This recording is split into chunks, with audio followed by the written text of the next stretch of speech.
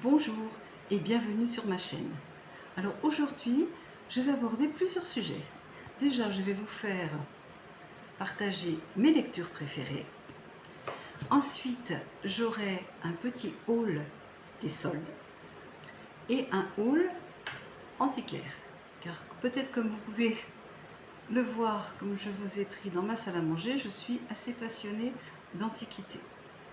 Excusez-moi d'avance si la lumière n'est pas idéale, car comme il y a beaucoup de soleil, j'ai tiré mes stores, donc ça fait peut-être une ombre peut-être un peu bizarre. Donc pour commencer, je vais vous parler de mes lectures du moment. Alors, il s'agit d'un auteur qui s'appelle Éric Foissier. Et au fait, ce n'est pas ce qu'on peut dire un livre, en fait, c'est une quadrilogie. Si ça se dit, je sais qu'on dit trilogie, là il y a 4 livres, donc je dis quadrilogie. Donc le premier volume s'appelle Le Bureau des Affaires Occultes. Donc c'est un livre qui a reçu le prix Maison de la Presse. Donc je présente un petit peu l'auteur, Éric Foissier. Donc c'est une personne qui a 2 doctorats, un doctorat de pharmacie et un doctorat de droit. Et ensuite qui s'est spécialisé dans l'histoire de la médecine et de la pharmacie. C'est un passionné d'énigmes et de codes secrets. Il a aussi reçu le prix Griffe Noire du meilleur polar historique en 2021. Donc voilà, je vous présente la quadrilogie. Alors il faut savoir que c'est des livres. On peut acheter les 4. Évidemment, les histoires, les livres ont une relation les uns avec les autres, mais on peut très bien en lire qu'un. On n'est pas obligé de lire les 4. Même si on en pioche un, on lit le 2, on n'a pas acheté le 1, on va comprendre quand même l'histoire. Évidemment, des fois il fait des références, il dit bon, bah, se reporter voilà, au bureau des affaires occultes, bon, mais c'est pas une histoire, disons, qui se suit, que si on n'en a pas lu un, qu'on ne comprend plus rien. Pas du tout. Mais quand on en a lu un, moi j'ai commencé par acheter le bureau des affaires occultes, et ensuite, eh bien, j'étais trop curieuse de connaître encore les aventures des personnages, et j'ai tout acheté. Mais je ne les ai pas encore tous lus. Donc je présente le premier qui s'appelle donc Le Bureau des Affaires Occultes, prix Maison de la Presse. Le deuxième volume s'appelle Le Fantôme du Vicaire. Le troisième que je suis en train de lire s'appelle Les Nuits de la Peur Bleue. La peur bleue, c'était l'autre nom du choléra, parce que ça se passe en 1832 à Paris, et où il y avait une grosse épidémie de choléra. Donc le choléra, ça rendait les gens bleus, donc les nuits de la peur bleue, référence au choléra. Et ensuite, le dernier, Le Chant Maléfique. Mais celui-là, je ne l'ai pas encore lu, je l'ai acheté d'avance parce que je voulais avoir les 4. Donc en fait, ce sont des histoires à la fois, il y a un thriller, à la fois il y a une histoire d'amour. Ça se passe à Paris dans les années 1800 et quelques, 1830 à peu près. Il y a du suspense. Et alors surtout, ce que j'ai préféré dans ces livres, c'est qu'il y a des rebondissements incroyables. Vous lisez et tout d'un coup, vous êtes scotché sur votre chaise. Vous dites non, mais c'est pas possible. C'est vraiment super interactif avec le lecteur, des rebondissements qui nous laissent scotcher. Le personnage principal s'appelle Valentin Verne, qui est inspecteur de police et qui est contemporain d'un certain Vidocq. Parce qu'en fait, ça mêle aussi bien des personnages inventés que de véritables personnages historiques qui ont existé. C'est ça qui rend, je trouve, les choses intéressantes.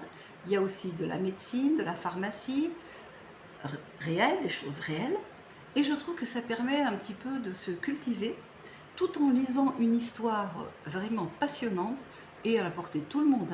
Pas besoin d'être un grand intellectuel pour lire ça. C'est hyper bien écrit, mais en même temps, ça se lit très très facilement. Et alors, la dernière chose que j'ai apprise en lisant Les Nuits de la peur bleue, il fait référence à Louis XVIII bon. Et à Charles X. Bien entendu, je connaissais Louis XVIII, Charles X de nom, mais une chose que je ne savais pas, peut-être que vous peut-être plus vous parler que moi, mais en fait, une chose que je ne savais pas, c'est que Louis XVI, bien entendu, vous connaissez son destin funeste, hein, qui a été guillotiné, la Révolution française. Louis XVII, son fils, le petit dauphin, qui est mort voilà, en prison. Mais Louis XVIII, eh bien, moi, je ne savais pas que c'était autre que le propre frère de Louis XVI, son frère cadet. Et en fait, il est revenu sur le trône de France. Il a été sacré roi de France et de Navarre. Il s'appelait aussi Louis. C'était le frère donc de Louis XVI, frère cadet. Il a régné pendant 9 ans comme roi. Et son règne s'est terminé tout simplement parce qu'il est décédé. Il est décédé sans enfant. Hein, donc voilà, pas de descendance pour être roi. Et Charles X n'était autre, je vous le donne en mille, qu'un autre frère de Louis XVI. Donc en fait, Louis XVI, on a coupé la tête, mais ça n'a pas empêché que deux de ses frères règnent sur la France. Évidemment, peut-être pas dans les mêmes conditions, pas dans... Voilà. Moi, je ne suis pas professeur d'histoire, c'est ma fille le professeur d'histoire. Mais enfin, j'ai été quand même assez étonnée d'apprendre que le propre frère Louis XVI avait régné 9 ans sur la France. Parce que même en écoutant des histoires sur la Révolution, j'avais encore jamais entendu dire ça. Donc, voyant lisant ces livres, je me suis divertie, je me suis amusée, j'ai été étonnée et j'ai appris des choses. Donc, je ne saurais que trop vous les conseiller. Ils sont pas chers. Hein. C'est des livres de poche à 9,20 €. Hein. Voilà. Voilà. Les 4, la quadrilogie. Voilà, je ne saurais que vous les conseiller car ils sont très très bien. Voilà, donc je vous lis un peu des commentaires des spécialistes, hein, parce que moi je suis qu'une lectrice de base, hein, je ne suis pas une critique littéraire. Hein. Donc, une grande érudition et un style impeccable, d'une personne qui travaille au Figaro. Voilà. Une autre, des bas-fonds parisiens au salon luxueux d'hôtels particuliers, Éric Foissier mène son intrigue, tambour battant. Ça vient aussi du Figaro. Voilà. L'auteur phare du thriller historique français. Ça vient de chez Lire Magazine. Voilà. Et là, un premier volet haletant du magazine Lire. Donc, voilà, je ne suis pas payée pour faire sa pub, mais si vous voulez vous divertir cet été avec quelque chose de facile à lire et de super intéressant et qui vous laisse scotcher sur votre chaise par les rebondissements, je ne saurais que vous conseiller la quadrilogie d'Éric Foissier. Comme je vous ai dit, même si vous en achetez qu'un, vous comprenez quand même. Voilà ma lecture du moment. Parce qu'il faut savoir que je lis beaucoup, j'aime énormément lire. Ensuite, passons à autre chose de mes lectures. Je lis aussi Beaux-Arts Magazine. Voilà. Je vous montre un peu les couvertures. Voilà. Voilà. Donc c'est un magazine évidemment qui parle d'art, c'est l'actualité un petit peu de l'art, les plus belles expositions de 2026. Voilà. Alors ça, je ne l'achète pas, hein. Ça coûte 7,90 €, hein. Mais bon, il y a énormément de photos, de choses comme ça, hein. C'est des beaux magazines. Celui-ci parle de Matisse, voilà, pour les amateurs. Donc ça, c'est une personne de mon entourage qui est abonnée et qui a la gentillesse de me les mettre de côté et de me les passer. Et comme ça, voilà, je me fais un plaisir de lire Beaux-Arts Magazine. Hein. Je vous en remontre un. Voilà. Bon, c'est des livres qui sont assez chers à l'achat, hein, ça c'est vrai, mais peut-être on peut les trouver en bibliothèque, je pense, qui doivent être disponibles pour ceux ou celles qui vont à la bibliothèque. Moi, j'ai la chance d'avoir quelqu'un d'abonné qui me les met de côté. Hein, donc, évidemment que ça m'a fortement intéressée. Je les pose sur ma table, excusez-moi du cadrage défectueux. Et maintenant, on va passer à quelque chose d'autre. C'est mon haul des soldes. Alors, qu'est-ce que je me suis acheté au solde? Alors, je me suis acheté du maquillage. Voilà. Ombre à paupières, Happy de chez Marionneau.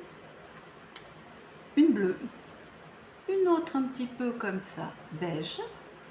Et un autre beige. Alors moi ce que je fais un dégradé. Bon, je ne suis pas une esthéticienne professionnelle, hein, peut-être pas, peut-être pas ce qu'il faut faire, mais moi je mets du bleu comme ça, après je mets le beige et la teinte un petit peu nacrée en haut. Voilà, donc je vous fais voir mes 3 ombres à paupières de chez Marionneau. Hein. Là, ce que je porte comme vernis, c'est un petit vernis que j'ai acheté tout simplement à Chaussea. J'étais allée acheter des baskets pour mon conjoint et j'ai vu qu'ils avaient des vernis à 1 euro. Je me suis dit, bon, moi je les tente. Et regardez, ils sont très très bien. Ils sentent pas fort, ils sèchent bien. Bon, c'est peut-être pas la tenue du siècle, mais ça va. Ensuite, je me suis acheté de chez Popa Candy Club. Voilà. Ça, c'est un fard à joues. Il est super. Oula, mince, qu'est-ce que je fais? Voilà, je vous le montre. Voilà. Oh, j'ai mis un petit coup d'ongle d'or. Et ça, c'est une texture qui est super. C'est un peu comme une crème. Donc on le passe. Ça fait pas clown. Ça fait pas la grosse. Ça se fond très très bien dans la peau. D'ailleurs, j'en ai mis. Bon, là, comme il fait chaud, c'est peut-être pas. Voilà, je sais pas si on peut voir. Voilà, ça se. C'est quelque chose, bon, on voit pas très bien, mais qui se fond très très bien avec la peau. J'ai aussi acheté ça, fleur de cerisier. Donc c'est une petite crème pour les mains. Bon, je l'ai testée, je trouve qu'elle colle un peu, elle n'est pas trop bien terrible. J'ai acheté ça aussi. Voilà. Alors ça, c'est un rouge à lèvres. C'est pas celui que j'ai mis là. Donc il est rose, hein, il n'est pas fuchsia. J'ai bien demandé, la personne m'a dit non, il n'est pas fuchsia. Donc j'en ai pris. Tout ce que je vous parle là, c'était à moins 50. Voilà. Donc voilà mon petit maquillage. J'ai aussi acheté une palette chez Marionneau. Bon, je ne l'ai pas là, mais je la trouve pas terrible. Hein. Il y a elle était à moins 50, bon, je ne l'ai pas payée cher, mais il y a des coloris qui me paraissaient bien, puis je les ai testés, qui ne me vont pas trop bien. Donc sur à peu près 10 couleurs, je vais en utiliser peut-être que 3. Alors bon, je regrette un petit peu, mais bon, c'est pas grave. Alors, toujours au solde. Hier, je suis allée en ville. Alors, j'avais besoin d'un sac. Je vous montre le sac. Je disparais un peu derrière. Voilà, comme ça. C'est écrit Fun the Sun. Voilà, comme ça. Un petit sac beige. Voilà. Avec dedans, je ne sais pas si on peut voir, il y a une petite pochette, hein, si on veut ranger ses clés. Ça ne fait pas pour le téléphone, c'est pas assez profond. Mais enfin, dedans, il est plastifié, donc si on vide quelque chose, ça ne salira pas. Et je l'ai payé 16 € à la place de 24, hein, je crois. Donc moi, j'avais besoin d'un sac comme ça, parce que moi, quand je pars, je trouve 36 trucs, j'ai ma gourde, j'ai un gilet, j'ai d'autres chaussures, j'ai un peu de tout. Et n'importe quoi quand je pars, donc j'ai toujours besoin d'un sac. Donc, comme je cherchais quelque chose de pas trop onéreux, voilà, j'ai trouvé ça. Alors, je me suis acheté aussi des chaussures. Alors, c'est des chaussures que je voulais pour, disons, quand je marche beaucoup. Parce que moi, je marche quand même pas mal. J'habite à peu près à 1 km du centre-ville, donc souvent, je fais le trajet à pied. Et aussi, je fais pas mal de shopping, parce que moi, la ville la plus proche, la grande ville plus près de chez moi, c'est Grenoble. Donc je fais, quand je marche dans Grenoble, bien évidemment, je ne prends pas ma voiture, je la laisse garer bien à l'extérieur. Et je marche pas mal, donc j'ai besoin de bonnes chaussures. Bon là, ce que je vais vous montrer, ce n'est pas les chaussures les plus élégantes que j'ai, mais c'est de bonnes chaussures pour pouvoir marcher sans avoir mal aux pieds et sans avoir mal au dos. Je vous fais voir les chaussures. Donc ça, c'est des soldes aussi, voilà. Voilà. Donc le dessus est en cuir. Il y a quand même une petite semelle épaisse comme ça, donc ça fait un petit talon. Moi j'aime pas quand on a le pied directement sur la route, là, comme avec des semelles fines en cuir, ça me fait trop mal au dos. Donc celle-là, il y a une espèce de coussin d'air là dans les semelles, et vraiment elles sont super confortables. C'est la marque Zapatan. Voilà. Alors je ne les ai pas prises sur internet, je les ai prises dans un petit magasin qu'il y a dans ma ville. Voilà, donc elles étaient en solde, elles étaient soldées qu'à moins 20%. Donc je les ai payées 60 € à la place de 75. Bon, d'habitude j'aime mieux les soldes 40-50. Mais là, comme j'en avais vraiment besoin et qu'elles correspondaient vraiment à ce que je recherche, oui, ce que je ne vous ai pas dit, c'est qu'elles ferment comme ça, par un petit scratch, vous voyez, réglable. Donc c'est super, quand on a, moi j'ai un peu les pieds qui gonflent quand il fait chaud, donc je les règle, voilà, voilà, comme ça. Donc même si elles étaient soldées qu'à moins 20, j'essaie quand même adopter. Et j'en suis très contente parce qu'hier j'ai fait une grande marche en ville sur Grenoble. Vraiment, j'ai eu aucun mal aux pieds, aucune ampoule, absolument rien. Et pour terminer donc cette petite vidéo, eh bien, je vais vous faire donc découvrir ce que j'ai acheté. Comme moi j'adore, bon, je suis collectionneuse un peu d'objets anciens. Et j'ai une antiquaire sur Grenoble qui est une dame très très sympathique. Et donc je vais la voir à chaque fois que je suis de passage sur Grenoble, je vais faire un petit tour dans son magasin. Et là, ben, ce qui devait arriver arriva. Ben, j'ai craqué. Alors j'ai déjà beaucoup de choses, mais j'ai craqué. Alors je vais vous faire voir ce que j'ai acheté. C'est là sur ma table. Suspense. Alors je vais essayer de ne pas y faire tomber parce que ça casse. Voilà. Voilà. Voilà. Vous voyez, c'est quand même assez gros. Hein. Donc c'est chinois. C'est un pot, soit pot à thé, soit pot à gingembre. Vous voyez, dessus, il y a un petit couvercle. Hein, j'ai mis du scotch pour pas qu'il tombe, bien sûr. Alors, ce qui m'a plu, vous voyez, c'est les petits poissons. Hein. Je trouve qu'ils sont trop mignons. Il y a des voiles chinois, un rose, des oranges, un noir. Ça fait comme un petit aquarium. Ah, on voit mal parce que je ne suis pas très bien éclairée. Voilà, je vais essayer de vous montrer. Voilà. Sur le côté, il y a des petits cartouches avec des inscriptions en chinois. Alors, donc avec la dame du magasin antiquaire, on se demandait ce que ça voulait dire. Mais ne lisant pas le chinois, on ne sait pas trop ce que ça veut dire. Voilà. Et quand on le tourne, en fait, il est décoré des deux côtés. Il a aussi les petits poissons, comme ça, les petits voiles chinois. Voilà. Comme ça. De l'autre côté, je le recule. Alors moi j'ai trouvé ça adorable parce que je me suis dit on dirait un petit aquarium. Je l'ai posé là sur une table. Voilà, puis j'ai aussi beaucoup aimé la couleur rose. Voilà. Je trouvais que c'était une très très jolie couleur.